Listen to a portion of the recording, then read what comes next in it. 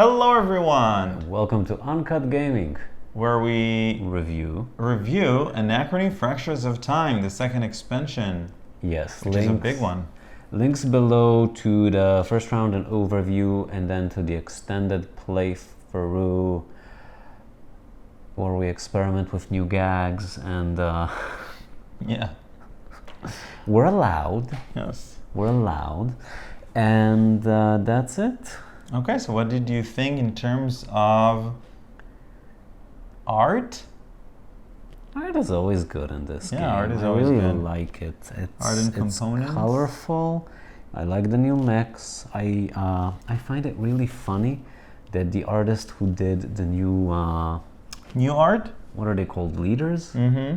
is different from the artist who did the other ones. Like, I didn't actually check that it's different, but the style is vastly different. Like, if you put the two from the Path of Progress next to this one, they like look completely different.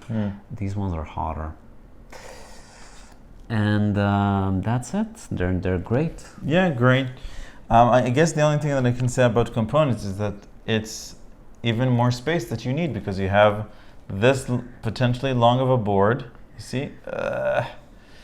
And yeah, all right, and this extra board, which is bigger than the others. What do you think about the sliding thingy?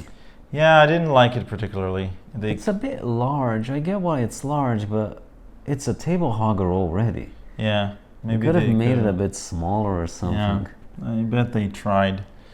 It's a very minor gripe, but it took us so long to fit all this Yeah.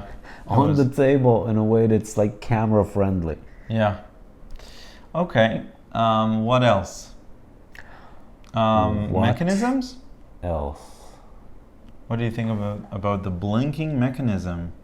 So, a small caveat or disclaimer before I start my opinions on the mechanisms. I find Anachrony to be like right before the line of diminishing returns for me in terms of complexity and game length. Yep.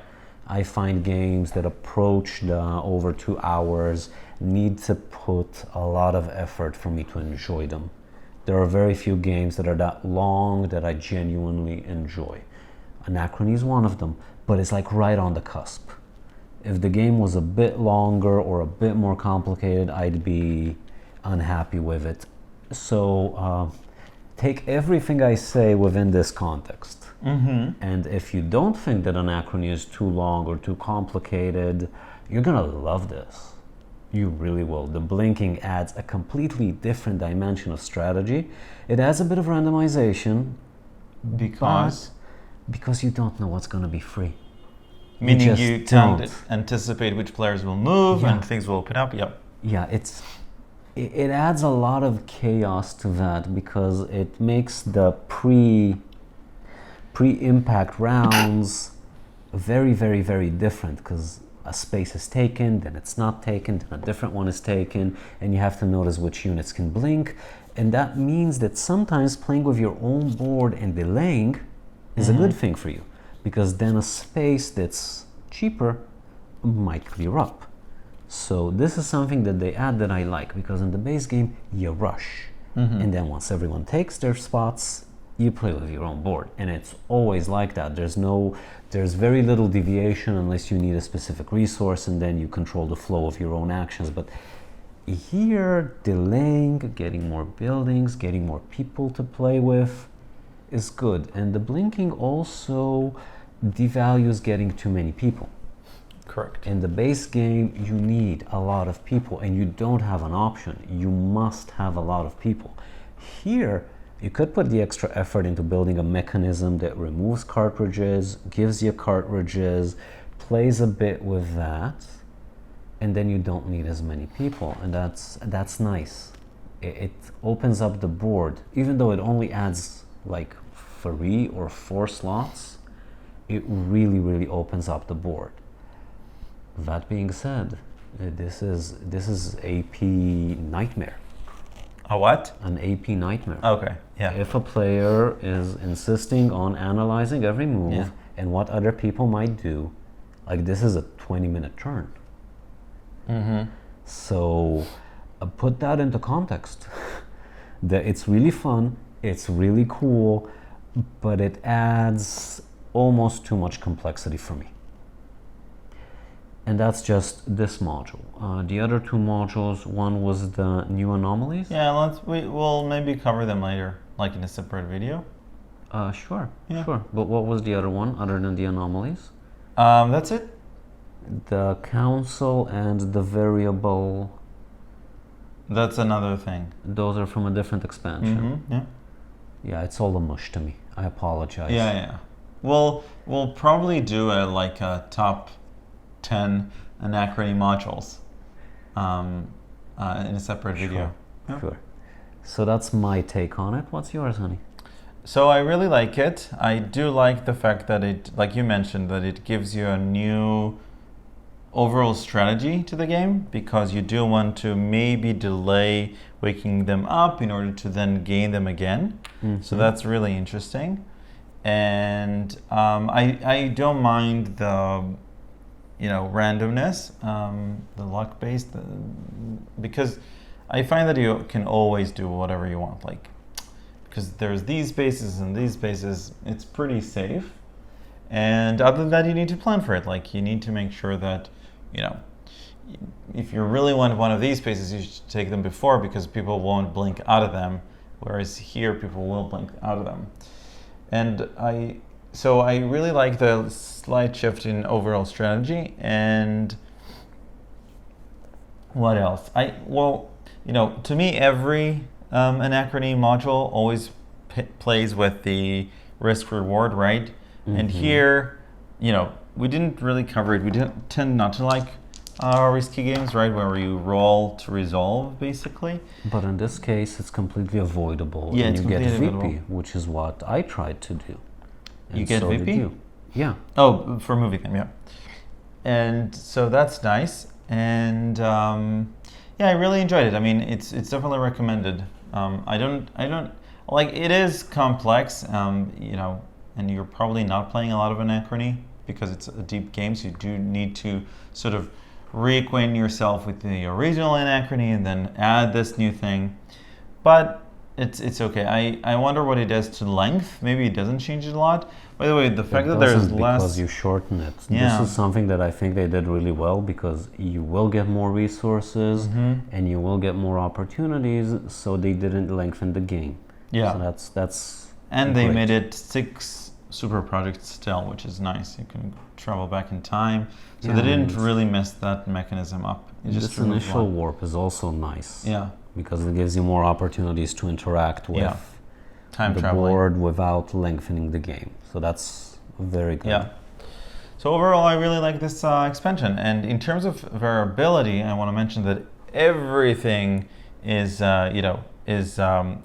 sort of can be changed from game to game, including the A and B boards. The A and B boards for this, right? For this. And the new faction. By the way, the new faction can only be played with this expansion, so you don't really get it. That makes sense. It interacts a lot with it. So it has 3 leaders, and we get leaders just for this expansion, right? Like this one, and this is A and B. We can mention that in the B side, there are 5 spaces to move the board. Okay, that's interesting. And you pay different stuff, and here you get one-time bonuses. Sorry. Yeah, I'm confused. Here you need to pay a thing, but here you get a one-time bonus, and here you get a one-time bonus as well. And it changes from player to player, from faction to faction. And there are, they recommend putting 2 factions of the expansion, and they're like 6 super projects from the expansion. And those are also really cool. Yeah, because they require certain... just one resource, one breakthrough, so that's nice as well. The iconography is still great, very clear. Yeah, and not to mention the projects. I think the projects are sort of like an add-on. I'm not sure why they added it. Like, if we remove this and this, what difference does it make? You mean the technologies? Sorry, words are difficult. Technology cards. Why do you need them? I am not sure, but I think that the action of getting an operator isn't necessarily good unless you pair it up with something else. Okay. That's what I think. So as you can see, there's a lot of cards as well. So, Yeah. oh, and new buildings. So there's a lot of variability in this game. Yes. Oh, we can mention, I don't think it's super interesting, but this expansion does come with a new type of building, the interlocking buildings, which means that when you put it, you get victory points according to what it's neighboring, as well as when you put the neighbor, you still get a bonus. So yeah, so there's no disadvantage to placing it early. Right. You will always get all the bonuses if you build all around it. Yeah. Doesn't matter before or after. And these are cute because sometimes 2 buildings is enough. And this one, you're incentivized of putting it on the second row, and that's cute in my opinion. So the game comes with 1 of each type of building for these interlocking buildings. And there's the balancing and stickers as well, right? No, that comes with the third expansion. So we'll talk about that maybe later. Okay. So that's an additional cute thing that we can always put in the game, and that's it. One of the things I wanted to mention is that much like base Anachrony, this really scales down well. Yeah. So for 2 or 3 players, if that's your usual mode, base Anachrony is great, and this expansion is just as great for 2 players. Yeah. So that's really nice. And that's it. So that's a very warm recommendation from you, and a very warm recommendation from me if you did not find base Anachrony to be too complicated or borderline too complicated. Yep. Right? Yep. Okay. Okay. So we hope you enjoyed this review. There are a lot of links down below. Tell us if you want to see specific configuration of the Anachrony world. Tell us whether you enjoy this or not. Yeah, tell us your thoughts about this whole thing. This massive thing. Yeah. Okay, and stay safe. See you guys. Bye-bye. Bye.